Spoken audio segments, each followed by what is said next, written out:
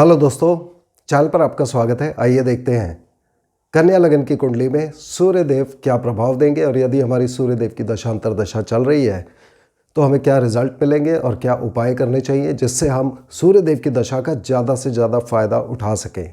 तो मेरी साइड में कन्या लगन की कुंडली है जिसमें नंबर 6 लगन में सबसे ऊपर बीचों बीच लिखा होता है। बुध देव इसके मालिक होते हैं। बुध देव ने सूर्यदेव को इस कुंडली में 12वां घर दिया जहाँ नंबर 5 लिखा हुआ है। 12वां घर विदेश का, खर्चे का, कमजोरी का, हॉस्पिटल, जेल, पागल खाना, इन सब चीज़ों का होता है। साथ ही हमारी रात की नींद, मेडिटेशन इत्यादि भी दिखाता है। सूर्यदेव का इफेक्ट समझने के लिए हमें ये याद रखना जरूरी है कि सूर्य और बुध बहुत सी कुंडली में एक साथ पाए जाते हैं, तो जब भी इनकी दशा चलेगी तो बुध का भी इफेक्ट साथ में आने की संभावना बहुत ज़्यादा रहती है। सूर्यदेव अपने आप में इस पूरे संसार की उत्पत्ति के कारक है। सूर्यदेव यदि ना उगे तो इस संसार में कोई भी प्राणी जीवित नहीं रहेगा। इसलिए सूर्यदेव हमारे पिता को दिखाते हैं। 12वां भाव कमजोरी का या खर्चे का होता है, तो पिता संबंधी व्यक्ति को कुछ प्रॉब्लम रह सकती है या पिता के ऊपर खर्चा इत्यादि हो सकता है।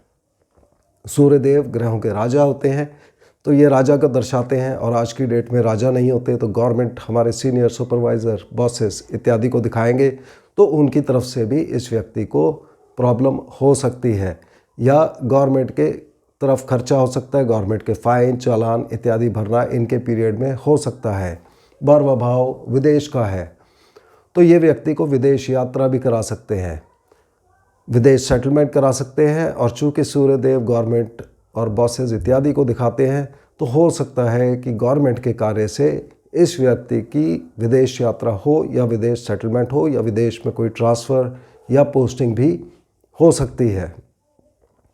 सूर्यदेव राजा को दर्शाते हैं, यानी कि राजा हमेशा हम देखें तो अच्छे कपड़े इत्यादि पहन के रहते हैं, उनकी पर्सनालिटी बहुत अच्छी होती है, खर्चा वो कर सकते हैं क्योंकि उनके पास पैसा बहुत होता है।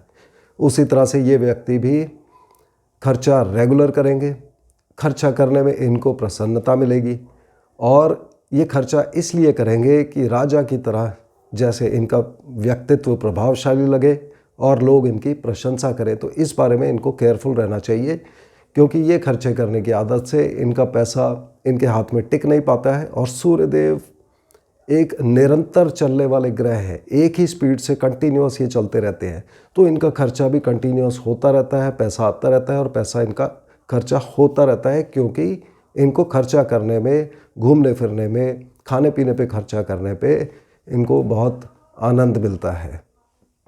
सूर्यदेव यदि इस कुंडली में गलत प्रभाव दे रहे होंगे तो चूँकि ये हमें सनलाइट देते हैं, रोशनी देते हैं, तो ये आँखों के कारक होते हैं, आँखों में प्रॉब्लम दे सकते हैं, blood pressure, heart related problem दे सकते हैं, एसिडिटी इत्यादि की प्रॉब्लम ये दे सकते हैं। साथ ही ये व्यक्ति की रात की नींद खराब कर सकते हैं और उसके खर्चे बहुत ज़्यादा बढ़ा सकते हैं। यहाँ पर मेडिटेशन करने से व्यक्ति को फ़ायदा होगा।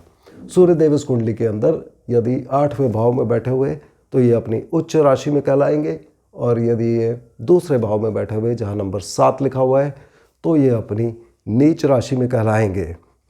सूर्यदेव की दशा में और अच्छे प्रभाव के लिए हमें नमक खाना कम कर देना चाहिए। सूर्यदेव की पूजा, इनको जल चढ़ाना, इनका मंत्र ओम आदित्याय नमः का उच्चारण 108 बार हम कर सकते हैं। तो मुझे उम्मीद है आपको कन्या लगन की कुंडली में सूर्यदेव का प्रभाव समझ आ गया होगा। अगले वीडियो में हम फिर मिलते हैं, तब तक के लिए धन्यवाद।